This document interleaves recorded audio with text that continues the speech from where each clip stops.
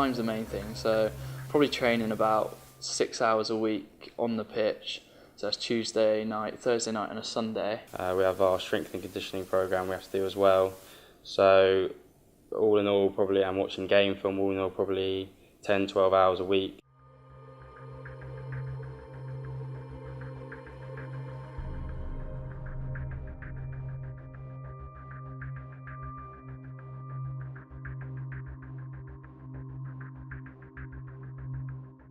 When we lost the National Championship trophy last year, I was like really devastated.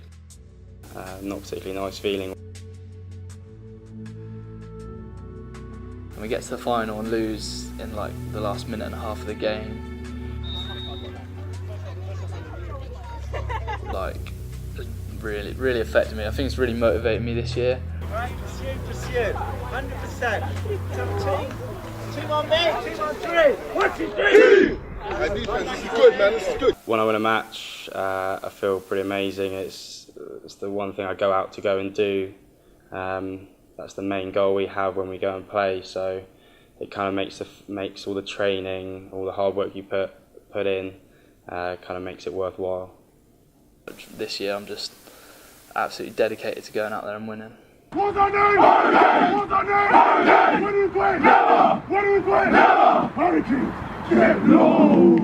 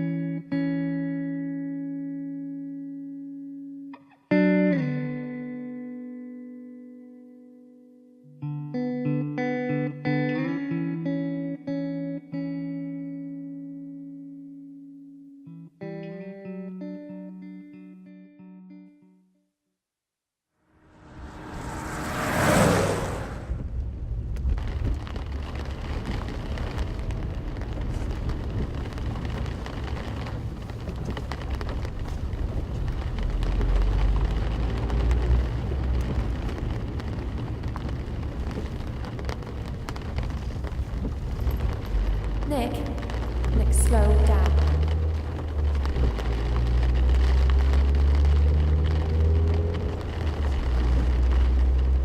Nick, slow down. Nick!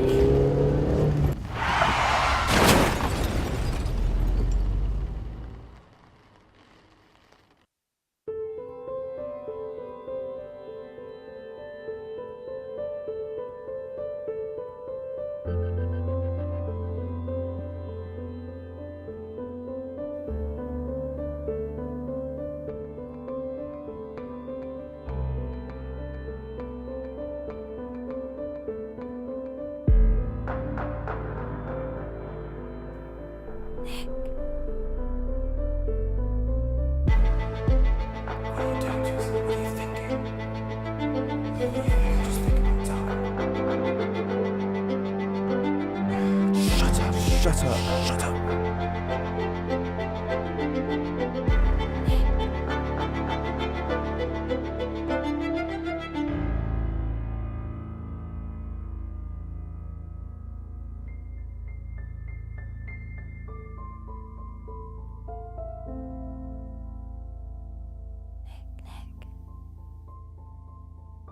You promised you were done with this, Nick. Tara, not dealing with this now. There's so much pressure. I don't want to deal with this now, Tara.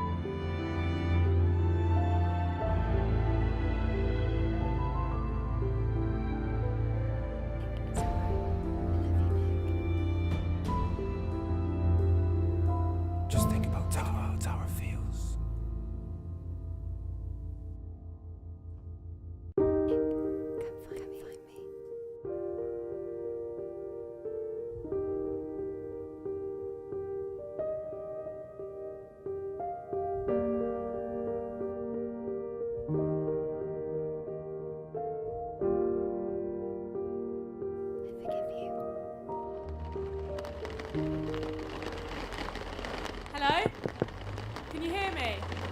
I've called an ambulance.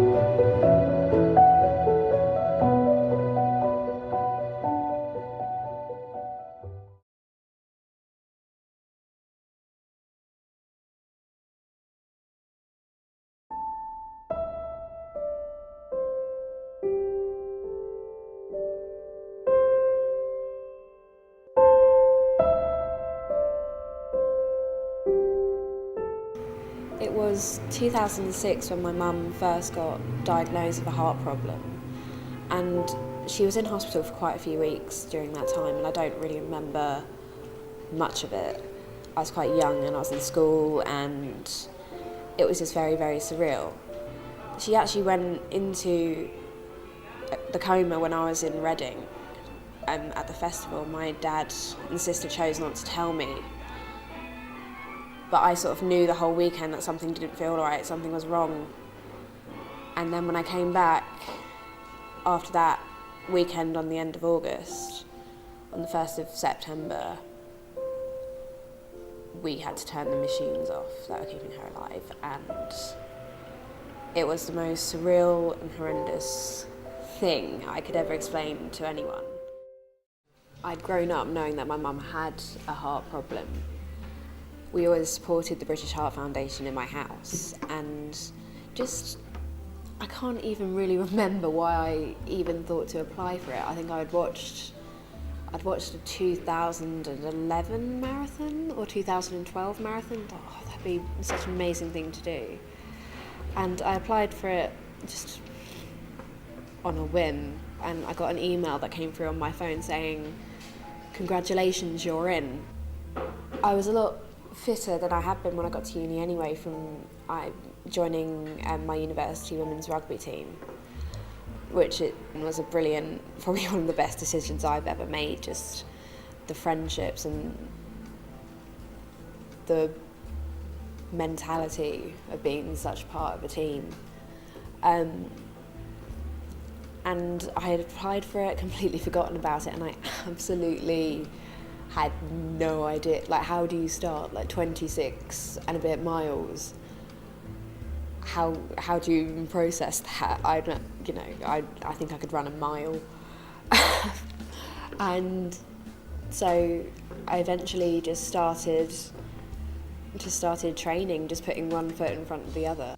I actually got her handwriting tattooed on me, the line, "I am so proud of you, my darling," on my arm, so I can see it through my microphone. My mum actually wrote me, she was in hospital at this point, she wrote me the card from her hospital bed, basically. And it was a congratulations card saying, "Dear Claire, I am so proud of you, my darling. The world is your oyster now." And in that way that mums just are. She was really, really right. 3 years down the line, I can say that she was really, really right. To run in memory of someone because you've lost them is one thing. To be raising money for a charity that gave us a huge amount of support through the whole process of heart transplantation is one thing, but the more I've thought about it, the more I think I'm just running as well for myself. It's not just to pay tribute to someone, it's to show that I can do it.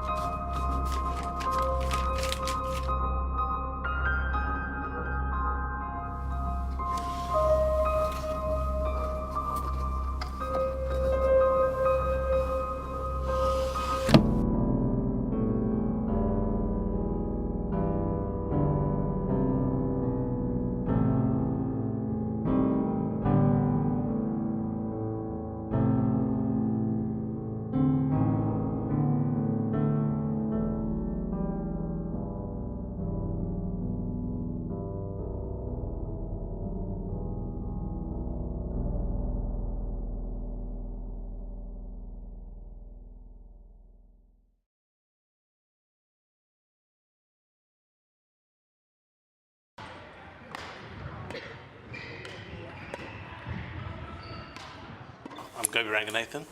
I was born in Singapore and I have spina bifida, so predominantly I'm a wheelchair user. Badminton, yeah, I mean, in the initial stages it was just, again, through school, and then I used to play with my family and for years, and then also then when I started university I was playing for the university club socially, and I was just competing with able-bodied players. And then it wasn't until in 2007, or actually 2006, I got spotted by a badminton coach, Philip Gray, who used to run a club called Nebworth Badminton Club. And then before I know it, about 3 months later, I was getting entered into the Four Nations.